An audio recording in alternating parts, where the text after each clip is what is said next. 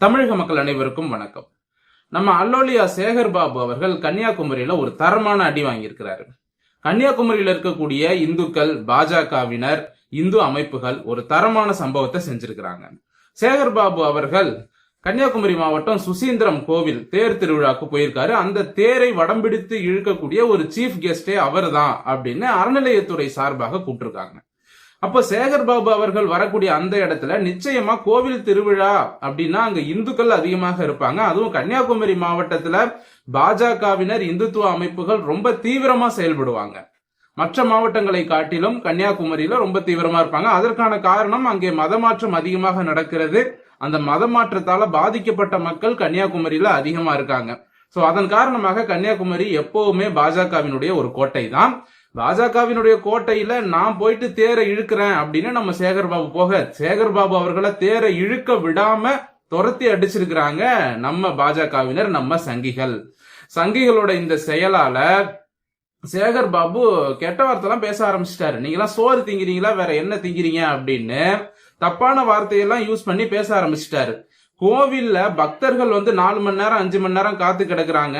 அவங்க கேக்குறாங்க, என்னங்க நீங்க மட்டும் விஐபி தரிசனத்துல வேகமா போறீங்களே, எங்களையும் கூட்டிட்டு போங்க அப்படின்னு பொதுமக்கள் கேக்குறாங்க. கேட்கும் பொழுதே சேகர் பாபு அவங்க கிட்டயே என்ன சொல்றாரு, அவங்க கிட்டயே கொஞ்சம் அநாகரிகமா தான் பேசுறாரு, கோபமா பேசுறாரு.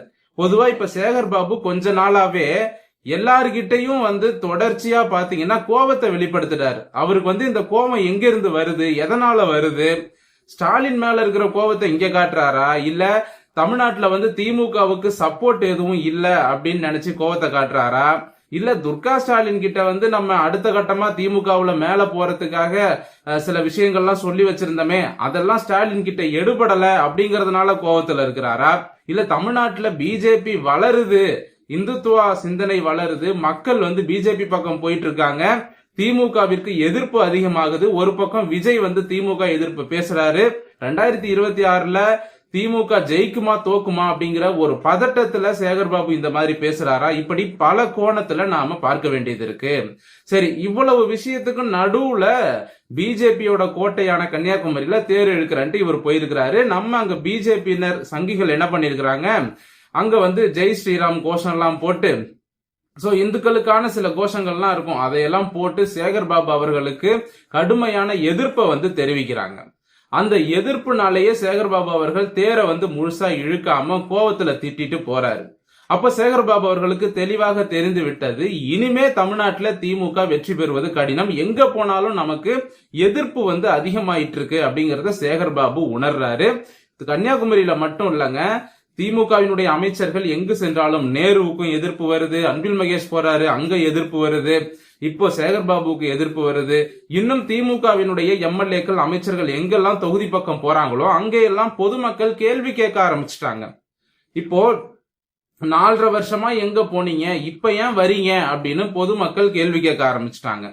இததான் திமுகவினர் தற்பொழுது ஷாக்கா பாக்குறாங்க. என்னடா தமிழ்நாட்டு மக்கள் இந்த மாதிரி எல்லாம் கேள்வி கேட்க மாட்டாங்களே, இதற்கு முன்னாலெல்லாம் நம்ம 5 வருஷம் இருப்போம், 4.5 வருஷம் வரைக்கும் கொள்ளையடிப்போம், கடைசி ஒரு 6 மாசத்துல மட்டும் மக்களுக்கு என்ன தேவையோ அதை செஞ்சுட்டு மக்களை பார்த்துட்டு அவங்க கையில காசை கொடுத்தோம்னா ஓட்டு போட்டுருவாங்களே, இந்த மக்கள் ஏன் வரீங்கன்னு எதிர்த்து கேள்வி கேட்க மாட்டாங்களே, ஆனா இன்னைக்கு மக்கள் கேள்வி கேட்க ஆரம்பிச்சுட்டாங்களே அப்படிங்கிற ஒரு பதட்டம் திமுகவுக்கு வருது. இன்னைக்கு திமுக அமைச்சர்களை பார்த்து இவ்வளவு நாளா எங்க போனீங்க, எலெக்ஷன் நேரத்துல ஏன் வரீங்க அப்படின்னு பொதுமக்கள் கேள்வி கேட்க ஆரம்பிச்சுட்டாங்க.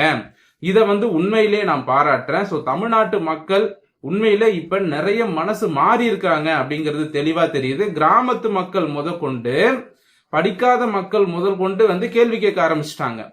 இப்போ ஒரு திட்டம் திடீர்னு வருது அப்படின்னா மக்கள் என்ன சொல்றாங்கன்னா, எலெக்ஷன் வருது அதனாலதான் வருது அப்படிங்கறத மக்கள் புரிஞ்சுக்க ஆரம்பிச்சுட்டாங்க. சோ திமுகவுக்கு நல்லா தெரிஞ்சிருச்சு, யங்ஸ்டர்ஸ் மத்தியில நமக்கு இந்த முறை வாக்குகள் வராது, அந்த யங்ஸ்டர்ஸ் ஓட்டு முழுக்க ஒரு பக்கம் பிஜேபி அண்ணாமலை இப்படி போயிடும், இன்னொரு பக்கம் விஜய் பக்கம் போயிடும், இன்னொரு பக்கம் சீமான் பக்கம் போகுது, ஆக மொத்தம் திமுகவின் பக்கம் இந்த இளைஞர்களின் வாக்குகள் வராது அப்படிங்கறத திமுகவினர் தற்பொழுது உணர ஆரம்பிச்சிருக்காங்க. கன்னியாகுமரியில சேகர்பாபு அடிச்சு விரட்டினது திமுக தலைமைக்கு ஒரு மிகப்பெரிய அதிர்ச்சி தாங்க. ஏன்னா தமிழ்நாட்டுல இந்த மாதிரி திமுக அமைச்சர்களை விரட்டி அடிக்கிற பழக்கம் இதுவரைக்கும் தமிழ்நாட்டுல எங்கேயுமே கிடையாது நம்ம மக்கள் கிட்ட. பொதுவா வந்து இப்ப கன்னியாகுமரி ஓகே அது பிஜேபியோட கோட்டை அப்படின்னு சொல்லலாம். ஆனா மற்ற தொகுதிகளிலும் எம்எல்ஏக்களை பார்த்து கேள்வி கேட்க ஆரம்பிச்சுட்டாங்க. பொன்முடியை பார்த்து கேள்வி கேட்க ஆரம்பிச்சிருக்காங்க. கடுமையான எதிர்ப்புகள்லாம் பொன்முடிக்கு வந்திருக்கு. அப்போ நேரு, அன்பில் மகேஷ், பொன்முடி, செந்தில் பாலாஜி இப்படி இவர்கள் எங்கே சென்றாலும் எதிர்ப்புகள் கடுமையாக வருகிறது அப்படிங்கறத நம்மால உணர முடியுது. ஆனா ஊடகங்கள் பெரும்பாலும் இதை பற்றி விவாதம் நடத்துறது இல்ல, இதை பற்றி பேசுவது கிடையாது.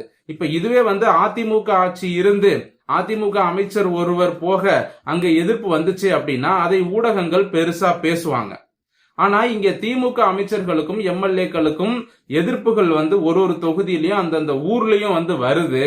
அதை பற்றி ஒரு விவாதம் ஒண்ணு நடத்தலாமே. ஏன் சேகர் பாபுவை பொதுமக்கள் வந்து விரட்டி அடிச்சாங்க, இந்துத்துவ அமைப்புகள் எதிர்ப்பு தெரிவிச்சாங்க, என்ன காரணம் அப்படின்னு ஒரு விவாதத்தை வைக்கலாமே. ஊடகங்கள் வைக்க மாட்டாங்க. அப்படி ஒரு விவாதத்தை வச்சு சேகர்பாபு பக்கம் என்ன நியாயம், இந்த பக்கம் எதிர்ப்பு தெரிவிச்சாங்களே இவங்க பக்கம் என்ன நியாயம் அப்படிங்கறத கொஞ்சம் எடுத்து பேசினா மக்களுக்கும் புரியும், மற்ற சாதாரண மக்களுக்கும் புரியும். இதே மாதிரிதான் எங்க எல்லாம் திமுக அமைச்சர்களுக்கு எதிர்ப்பு வருகிறதோ அதையெல்லாம் வந்து ஒரு விவாதமா எடுத்து ஊடகங்கள் பேசணுமா இல்லையா? அதுதானே ஊடக தர்மம். அதிமுக ஆட்சியா இருந்தா இந்நேரம் பேசுவீங்களா இல்லையா? ஆனா ஏன் இப்ப பேசல அப்படின்னா அங்கதான் வந்து சந்தேகம் எழுகிறது. திராவிட அடிமை ஊடகங்களாக நம்ம ஊடகங்கள் மாறிடுச்சு அப்படிங்கிறது தான். சோ தமிழக மக்கள் இந்த இடத்துல உணர வேண்டியது என்ன அப்படின்னா, ஊடகங்கள் கிட்ட நியாயம் கிடைக்காது. ஊடகங்கள் வந்து திமுக ஜால்ராவா தான் இருப்பாங்க. சோ ஊடகங்கள்ல வரக்கூடிய செய்திகள் அதுல வந்து பாத்தீங்கன்னா திமுகவிற்கு ஆதரவாகவே சில விஷயங்களை மறைச்சியும் சில விஷயங்கள் நடக்காதது நடந்தது போலவும் காட்டக்கூடியதுதான் இந்த தமிழ்நாட்டில் இருக்கக்கூடிய திராவிட அடிமை ஊடகங்கள். இதை மக்கள் உணரணும். அதனால ஊடகங்கள்ல வரக்கூடிய செய்திகளை பெரும்பாலும் நம்பாம உண்மை என்ன அப்படிங்கறத தெளிவா விசாரிச்சு தெரிஞ்சுக்கோங்க. இல்லைன்னா மற்ற ஊடகங்களையும் பாருங்க. சமூக வலைதளங்கள்ல நம்மள மாதிரி ஆட்கள் குரல் கொடுக்கறாங்க இல்லையா, இவங்களையும் கொஞ்சம் கவனிங்க. சேகர்பாபு அவர்களை விரட்டி அடிச்சது உண்மையிலே வந்து ஒரு சந்தோஷமான விஷயம்தான். இந்த மாதிரி தொடர்ச்சியாக நடந்துச்சு அப்படின்னா தமிழ்நாட்டுல ஒரு மாற்றம் நிச்சயமா வரும். இன்னொரு பக்கம் வந்து ஸ்டாலின் குடும்பத்துக்கே வந்து இப்போ என்ன சுச்சுவேஷன், அவங்க வந்து இப்ப என்ன யோசிக்கிறாங்க அப்படின்னா, எதனால இவ்வளவு எதிர்ப்புகள் வருகிறது? நம்ம வளைச்சு பஸ் விடுறோம், இந்த மாசம் 1000 ரூபாய் பணம் கொடுக்கறோம், எல்லாம் செய்யறோமே, ஆனா ஏன் எதிர்ப்பு வருது அப்படின்னா மக்கள் உங்களுடைய பித்தலாட்டத்தை புரிஞ்சுக்கிட்டாங்க அப்படிங்கிறது தான் அர்த்தம். சோ அது வந்து இன்னும் திமுக தலைமைக்கு புரியல. அந்த காலத்துல இருக்கிற மாதிரியே அந்த ஸ்ட்ராட்டஜியவே இப்ப இவங்க ஃபாலோ பண்றாங்க.